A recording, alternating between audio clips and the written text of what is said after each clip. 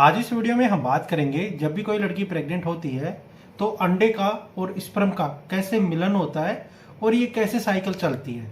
आज मैं इसी के बारे में आपको बताऊंगा। ये वीडियो आप पूरा देखना। जो स्पर्म होते हैं ना, शुक्राणु होते हैं ना, ये कैसे मूवमेंट करते हैं। जब हम किसी अपने पार्टनर से मीटअप करते हैं और मीटअप के दौरान जो स्पर्म होते हैं ये बच्चादानी तक कैसे जाते हैं, तो इस वीडियो में मैं आपको पूरा दिखाऊंगा। तो ये वीडियो आप पूरा देखना। तो इस वीडियो में आपको दिखाई दे रहा है ये जो स्पर्म है ना, जो ये मूवमेंट कर रहा है। अब इसके आगे वाला ये पार्ट है ना, ये वाला पार्ट, इसके अंदर होता है जेनेटिकल, जो क्रोमोसोम होते हैं ये सारे इसके अंदर होते हैं। और ये जो ये पीछे वाली पूंछ होती है ना, ये इसका काम क्या होता है कि ये मूवमेंट करती है।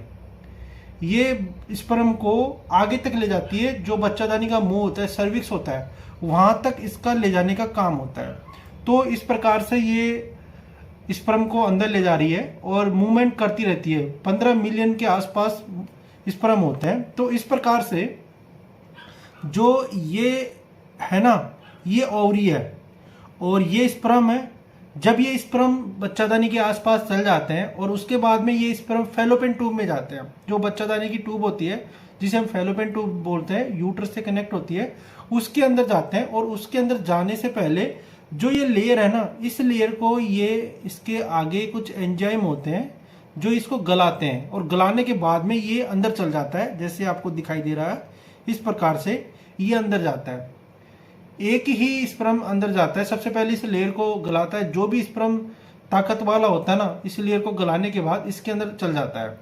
अब मान लो लड़की प्रेग्नेंट हो गई है।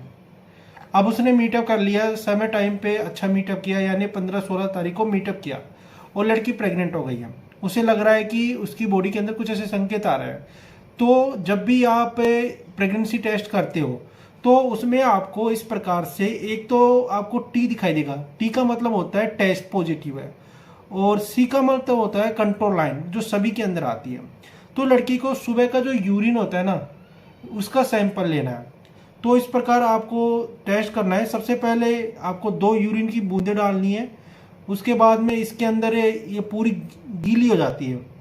गीली होने के बाद में इसके अंदर एक लाइन आती है, सबसे पहले कंट्रोल लाइन। जो ये ऊपर वाली लाइन है ना, ये लाइन आना स्टार्ट हो जाती है और तुरंत उसके बाद में सेकंड लाइन आना स्टार्ट हो जाती है। ये जो लाइन है नीचे वाली, ये लाइन आ जाती है तो लड़की 100% प्रेग्नेंट है। अब प्रेग्नेंट होने के बाद में अब जो बेबी होता है ना, यूट्रस के अंदर बनना स्टार्ट हो जाता है। क्या होता है कि सबसे पहले स्पर्म और अंडा मिलता है और मिलने के बाद ये जाइगोट बन जाता है। जाइगोट यानी एक सेल का होता है, ये जाइगोट बन जाता है और इसका डिवाइड होता रहता है और ये 15 वीक पे आके फीटस बन जाता है। यानी इस प्रकार से बेबी बनना स्टार्ट हो जाता है। अब इसके अंदर जो आपको दिखाई दे रहा है, ये तो इसकी प्लेसेंटा हो गई है, जो इसकी नाभिक के द्वारा जुड़ी होती है। और ये इसका पूरा एमनियोटिक फ्लूइड हो गया। लड़कियों का जैसे जैसे प्रेगनेंसी बढ़ती है वैसे वैसे उनका पेट फूलता है ना, एक ही रीजन की वजह से होता है। क्योंकि जो बेबी यूरिन निकालता है ये यूट्रस के अंदर निकालता है, बच्चादानी के अंदर रहता है और ये एमनियोटिक फ्लूइड बन जाता है और बेबी इसके अंदर तिरता रहता है, यानी घूमता रहता है, कभी इस करोट कभी इस करोट। और जैसे जैसे डिलीवरी का टाइम आता है, यानी 35-34 वीक के बाद ये फ्लूइड धीरे धीरे कम होना स्टार्ट हो जाता है। अब आपको ये वीडियो देखना है कि इसमें जो बेबी है आराम से मूवमेंट कर रहा है पूरी तरह से, और जो इसकी जो प्लेसेंटा है इससे बेबी को न्यूट्रिशन मिल रहा है। उसके बाद में आपको सेकंड स्लाइड के अंदर, आपको सेकंड वीडियो के अंदर मिलेगा, ये बेबी है ना, जो ये फ्लूइड है पूरा आपको फ्लूइड दिखाई दे रहा है, ये एमनियोटिक फ्लूइड है।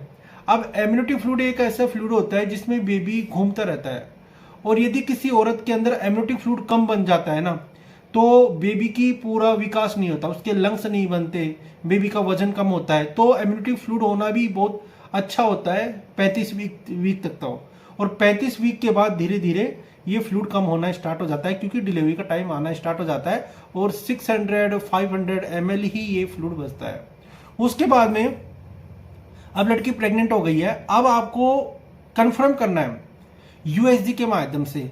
अब यूएसजी हम करते हैं ना, तो यूएसजी के अंदर इस प्रकार से ये बेबी दिखाई देता है। देखो बेबी का ये पांव हो गया, ये ऊपर वाला पार्ट है ना, यहाँ पे मैं जो ये तीर का निशान है, ये इसका सिर है, ये बैक है और ये इसका पांव है।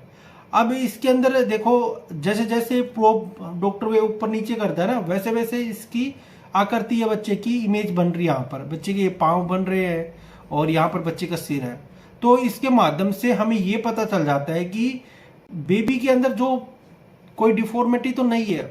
क्या होता है कि कोई क्रोमोसोम डिफॉर्मिटी हो गई, डाउन सिंड्रोम हो गया, जिसमें बेबी की नोज नहीं बनती, नेक गर्दन मोटी हो जाती है, बेबी के ऑर्गन नहीं बनता, तो यूएसजी के माध्यम से पता चल जाता है। तो यूएसजी भी हमें करानी चाहिए 3 मंथ के अंदर। तो इसके अंदर आपको क्लियर इमेज दिखाई दे रही होगी। तो पूरा बेबी है, बेबी का सिर है, ये बेबी का पेट है, यहाँ पे ये बेबी का बैक है, ये हिप है और ये बेबी का पाँव है। देखो पूरा अच्छी तरह से दिखाई दे रहा है।